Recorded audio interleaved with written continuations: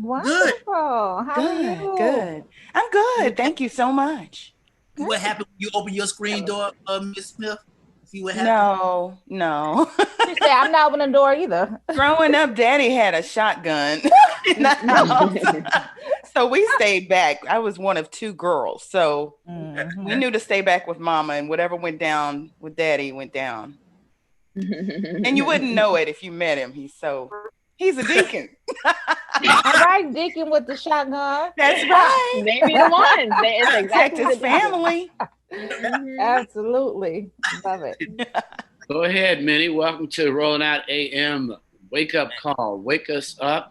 This is phenomenal. Coach, author, entrepreneur, Michelle. Welcome to Rolling Out AM. Thanks so much for getting up this morning and hanging out with us. We really are proud and we want the community. There's so much to learn during this moment. Can you just give us a glimpse of that phenomenal career as an executive you had and what led you to this book? Oh, wow. Good morning, Munson. Good to see you. So, yeah, I've been at it for a little while. I'm about to tell my age a little bit, but I've been working for more than 25 years, especially as an integrated marketing and communications professional. So I've been at the top as an officer at global agencies. I've also worked in the Fortune 500, most recently a Fortune 10. I've managed the brands of some very big companies, and I've also supported the C-suite.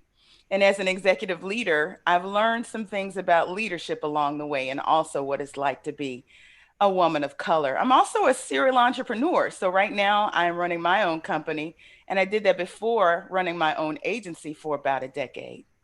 So my inspiration for writing the book had everything to do with my journey, but not so much my journey. I demonstrate what other women of color go through, especially Black women in these workplace environments. And over the last 6 years, seven to be exact, I actually saw that at the highest echelons of the Fortune 500.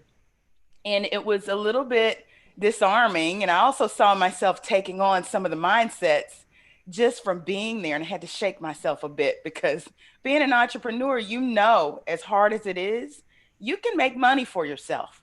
So you shouldn't really feel like you've got to hold on to this one job for dear life. It's actually empowering to have an entrepreneurial spirit. And that's one thing that we examine very deeply in this book. Whether you go start your own business or not, you've got to be able to lean out into the world and know your skills, your value, and what you have to bring so that when you lean in that organization, if something comes at you, you don't feel like your world's about to fall apart. Right. Mhm. Yeah. Very important. How'd you pick the title? Tell us the title of the book. Show us the book so we can, our audience Okay, can support you. cool. Let's see here. Here it is back here. It's called No Thanks. I love Seven that. Ways to Say, I'll just include myself, a guide to rockstar leadership for women of color in the workplace. So I love the title, and I love the phrase rock star leadership. But tell us more about what that entails. What is rock star leadership, and how do I move into it? Only give her 2 or 3 because she needs to read the book for sure. I'm gonna get the Okay. book. I promise you, I'm gonna get the book. That's awesome. Blackbookstore.com. It'll I be up will. there later this week. Okay. We all know rock star leaders, and they all have some of the same traits. It's not just that they lead. There are a lot of people that lead and they do okay with it. But rock star leaders have an it factor. And it's one of those things where if stuff comes down the hill, it seems to roll off their back. It's the way they handle it more so than um, the thing that challenges them. Mm-hmm. I like to say that Barack Obama is one of the quintessential rock star leaders. He Mm-hmm. has an it factor about him Mm-hmm. that transcends regular leadership. I have some ladies in this book beside myself that are all sponsors and mentors. And if I name them, you probably know that they are rock stars. They're very authentic. Despite being in these corporate environments that have one way about them, they are unapologetically themselves and they've made it happen. So, Cheryl Grace from Nielsen, she's Senior Vice President We know of Cheryl. Consumer Engagement Mm-hmm. in Chicago. We've Mm-hmm. got Sid Marshall, who is the first and Tiara's nodding her head. I remember meeting you at Essence. Good to see you. Hey. But yeah, Sid Marshall, who is the first female CEO in the NBA. And if you know her, if you've seen her speak, she is like the quintessential church lady. When you meet her, you don't think Fortune 500 powerful, because she came from AT&T. That's where I met her. But she has this thing about her that allows her to be herself despite all the garbage that gets thrown at us. So there's some other ladies in here, and there's some other executive male voices as well. Let me ask you this. Well, first of all, what's your zodiac sign? Virgo. Oh, Lord, we didn't get started, y'all. Earth sign. But what do you equate that to? And the mentality part, because I actually literally just said this yesterday. Somebody was like, well, Romeo, you need to be more humble. And I was like, well, what do I need to be humble about? Like I'm working hard not to be humble. I'm working harder than most not to be humble. Like, you know, my day starts at 4 a.m. My day ends at midnight every day. I'm not doing it to be average. I'm not doing it to be level. So, and I noticed that within a lot of people, they're content with certain things, which is fine. But the people that's in your book, like, did you realize that there's a certain mentality that they approach the day with? That stood out? Absolutely. I knew it after I took my journey, and you'll see there's a journey in here where I discovered my value. Okay. And after I discovered my value, and it happened late in my career. Okay. I discovered that these were traits that I saw in these women and other women like them. The fact is that there are no CEOs that are female and Black at the heads of Fortune 500s. You have CMOs, you have chief diversity officers. Sid Marshall is in the NBA, but the NBA is not the Fortune 500. She's in the 9th largest franchise, which is great. I mean, and they have brand equity in those franchises that are just amazing. She's at the Dallas Mavericks, but it's not as big, so it doesn't make that list. That hasn't happened since Ursula Burns was the head of Xerox in 2016. Yeah. So ultimately, my question that drives this book is, what does it take to get there? And Romeo, you nailed it. It's a mindset. It's a mindset. Cheryl Atkins Green, the CMO of Mary Kay, you know, the cosmetic and skincare company, says it really does happen between your ears. And that's despite the microaggressions and the biases. And we recognize those. We open this up by saying, look, this is real. And there's 7 affirmations in this book to get you through some of those rough spots and walking like a rock star. Now, one thing we know is that not everybody's going to like it. Right. And that's because as Black women, we are not centered in the workplace. And that's by design. The people that are centered in the workplace are white and male. And this comes from Catalyst Research. And of course, before that, Women in the Workplace study with leanin.org and McKinsey and Company. They call Black women double outsiders. So it became interesting to me that if we're double outsiders, that means by our very melanin and our chromosomes, we are not supposed to be in there. If we're supposed to be in there by their standards, it is in a support role. It's definitely not in leadership. So these women that have bucked this, I needed to find out, what are you doing that's so different, right?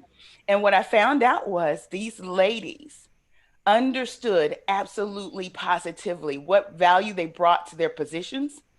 And they had to hold their heads up high anyway, because when you walk into a room, they don't expect us to be leading.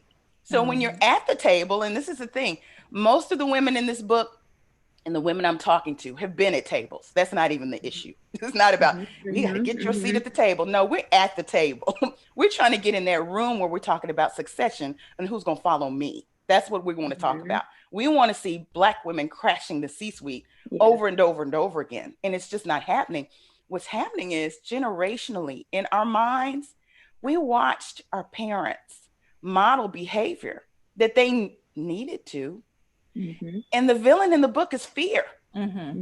These parents, and you probably know this, if they weren't one of the precious few that made it to the tippy top of these organizations, precious few, they knew that they needed to go to work, keep their head down, not rock the boat, keep their jobs, then hopefully get to that retirement, stay there as long as they could, because moving around was risky. And, you know, not being agreeable Negro, that's not what they were talking about doing. They were very proud people. But they were also concerned about providing for their kids. For the family. Yeah. Now let me ask you this. I'm sorry. Why are Black women not demanding of those C-suite positions in those Fortune 500 companies? Yeah. You know what? It's very interesting because it's leadership pipeline is what we call it.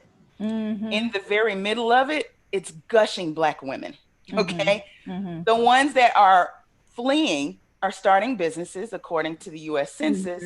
They're starting businesses. Catalyst says it's because they're tired of the BS. Tired. Yep. So they have worked 10, 15, 20 years and still in the middle, meaning senior manager, director, AVP.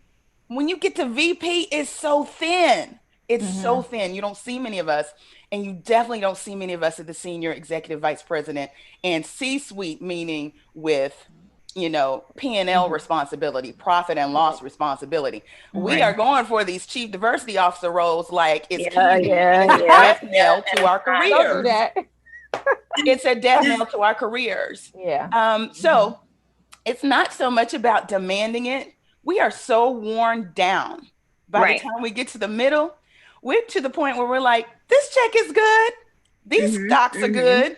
I get to go to Dubai with my friends pre-pandemic, you know, and swing my Fendi bag, and I'm happy, you know. And they forget their dreams. And this book starts out by saying, remember what you dreamed when you were younger and let that inspire you. Because I start out in the book sitting in the office of a very high ranking official at the company I was at. And we were talking about what was next because I had received a surplus notice. It's a very humane way of saying a layoff notice, right? Had 60 days to figure out whether I was going to stay at the company or not. But what I had done was create opportunities outside the company and inside the company. So he was saying, you can stay, just let us know what you want to do. There's several of us officers that want to see you stay. So just tell us. And I was literally in a conundrum because I had other opportunities from other companies. I'd been out and taken my mentor's advice to go find my market value. And that meant I was out interviewing. So I already knew what I was worth. I knew that I could walk into these situations, but I'd also started this business while I was at the Fortune 10. And that gave me an opportunity to say, well, I could go see how this grows. And then in that meeting, it occurred to me that I had a list of 6 things when I was in graduate school that I always said I wanted to do. And I had accomplished 4 of them already. Wow. And so I turned to him over our Topo Chicos because he gave me a Topo Chico. And this was a white man, okay? One of the highest ranking white men and genius who actually saw my ability. And that's why I say that the villain in this book is fear. It's not necessarily the white man, because there's so many of them that have privilege, and we get into the idea of privilege, that they have so much privilege that they are willing to speak up for us. Now so we have to wrap right now, but tell us where we can get the book from. Is it on Audible? Because I like to listen to my books, but tell us where we can get the book from, aside from blackbookstore.com. Yes, of course. So nothanksbook.com is my site. So you can get it there, and you get all sorts of goodies if you go there. You get digital toolkits where I appear on your screen and walk you through some things, or you can get branded gear. Other than that, blackbookstore.com is coming soon. And then also Amazon, Barnes and Noble, Hudson Booksellers, Indigo, Chapters Indigo if you're in Canada. Of course, Amazon's around the world, and there are independent bookstores all over the place. Definitely sounds like a November read for me, so it's going to be at the top of my list. And Audible coming soon in the next week. Hallelujah! I love Audible. So you said within the next week. Download it. Okay. Well, thank you so much, L. Michelle Smith, for enlightening us this morning and bringing us some of that Monday motivation. We definitely appreciate you. And we will be downloading our book. Awesome. Thanks for having me. Thank you so much. Absolutely. Have a wonderful Monday. You too. Bye-bye. I was about to jump in. And I tell y'all, she is amazing. I met her back in Essence, I think 3 years ago. And since then, I did a lot of studying on like Kimberly Crenshaw and the idea of intersectionality and being a double minority. And it's so important for Black women to recognize, you know, our worth in the workplace. Yeah, that was the first time that I had heard that term, double outsider. I mean, I immediately knew what it was, but that was the first time that I heard that actual term as a double outsider. Yeah. And it makes so much sense. We're not meant to be in that realm. We're not meant to be in those positions. We need, like she said, Black women are the fastest women that are leaving. And we run this country. We run this country. For real. Even the idea of Black women voting is so important for Black women to vote. They did a study on it. Like Black women's voting determines a lot about the election. And literally just 100 years ago, when they gave women the right to vote, they didn't even give the right to Black women. And now we're one of the most important group of people that need to get out in this election. So know that you are not only powerful, but that you have the opportunity to hold power as a Black woman. I'm just saying, y'all vote. Exercise it. Yeah, exercise your right and know your worth. Don't let this country tell you you can't be something or you can't go out there and do something, because they know once we step in there, just like with COVID, we step up in them hospitals. These nurses is running these hospitals right now. Black nurses. I was singing your background. I was singing your background as you was like the background music. Wanna be somebody. Just saying, like, shout out to Black women. You better stay up. What'd you say, Romeo? I'm gonna vote for you. And